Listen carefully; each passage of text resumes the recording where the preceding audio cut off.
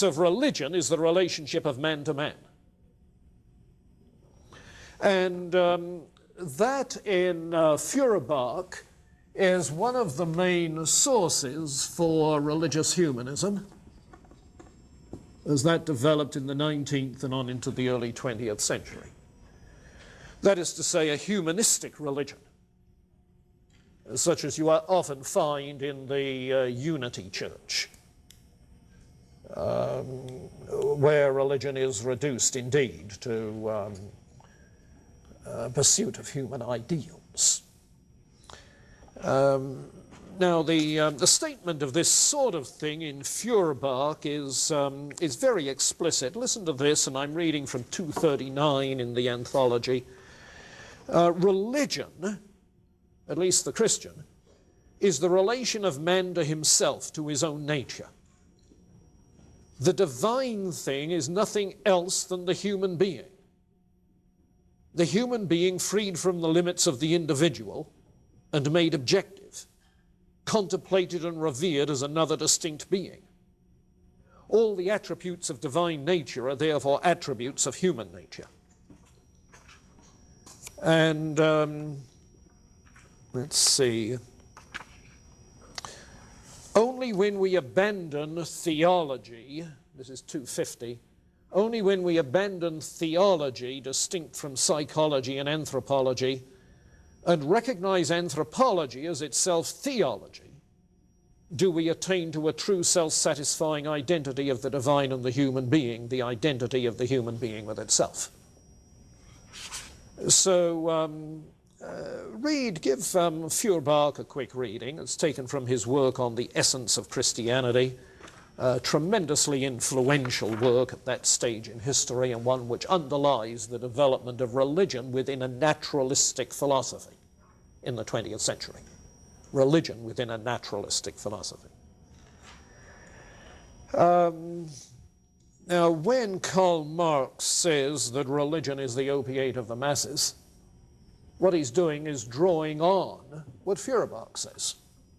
You see, he's drawing on the notion that religion is a form of sublimation of our own ideals, desires for ourselves, that we project into a hypothetical mythical being.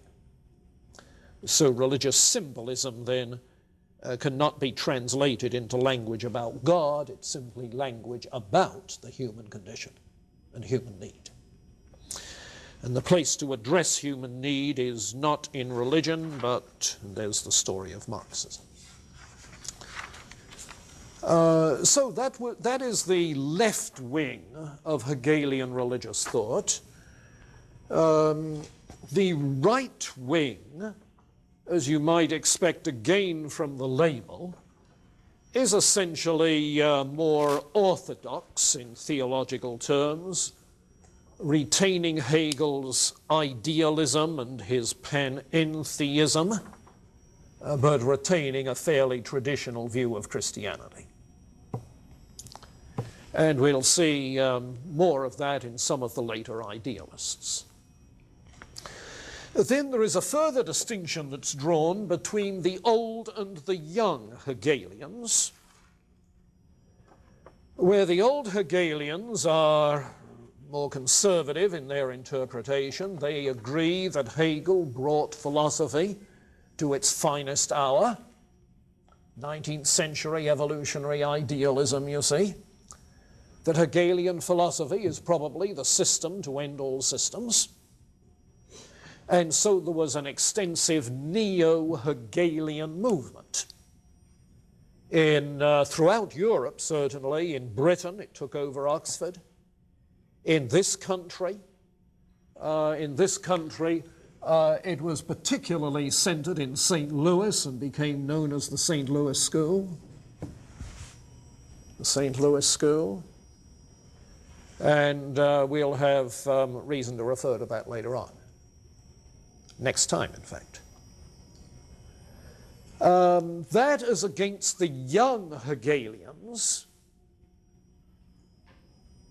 who wanted to leave to Hegel the theoretical, philosophical conceptualization, the system building, the theoretical work, and turn to the kind of action that is implicit within Hegel's thinking. That is to say, they wanted to turn more to praxis, to use the term that's current nowadays, to turn to the praxis implicit in Hegelian thinking, where the aim is not to contemplate the world, but to change it. Not to contemplate the world, but to change it. That is to say, to be an agent in the dialectical movement of history. And as you can anticipate, Marx and Engels were some of these young Hegelians. So what you get then is the emergence of Marxist philosophy in the 1840s. Marxist philosophy, which is known as dialectical materialism.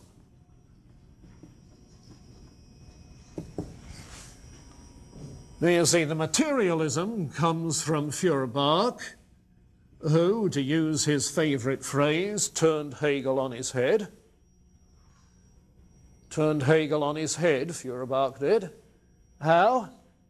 By saying that our God consciousness is not God's God consciousness, but our own self-consciousness. Okay. So what you get is Feuerbach's materialism and Hegel's logic, Hegel's dialectic. Okay. So you've got a dialectical materialism that is also known as, and this is an important emphasis, as historical materialism. And notice carefully what that means. It does not mean materialism as it was throughout history. The Marxist is not thinking of going back to an earlier philosophy at an earlier stage in history. No. Historical materialism is a materialist interpretation of history. A materialist interpretation of history. You see, history is the sphere of praxis, of action. And so you want a materialist interpretation of history so that you can tap into the action of history, the praxis. And the materialistic interpretation of history, of course, is one that is given in terms of the dialectic. That's why you call it dialectical materialism. The dialectic being a thesis, antithesis, synthesis movement of history.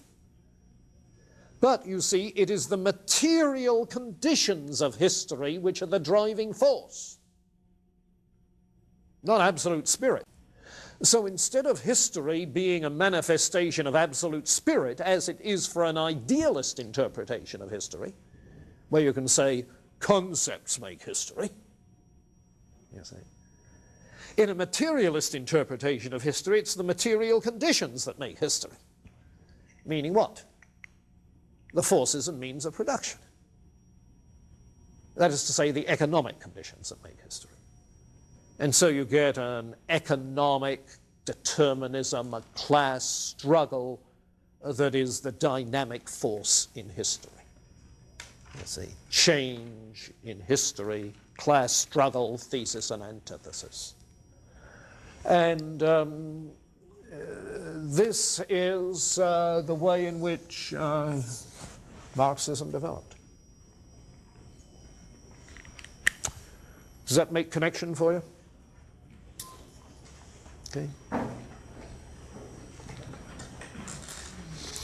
Okay, next time we'll pick up on the 19th century idealists other than Hegel. And I'll give you a grocery list.